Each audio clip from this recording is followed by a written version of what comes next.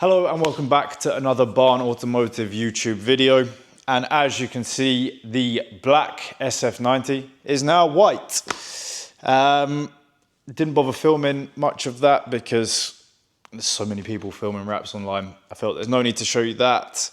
But now it is almost done. We can start fitting the Ryft parts to it on the parts that are finished.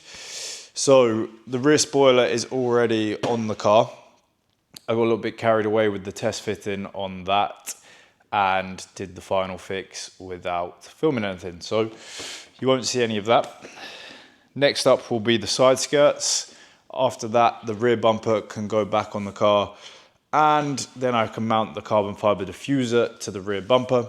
And then finally, for the carbon parts from Ryft, it will be the front bumper. Once that is wrapped, the front lips, two front lips and the canards can go on that. And then it will be all the small details back in place, like the Ferrari shields and logos, mirror caps. And then the car is finished.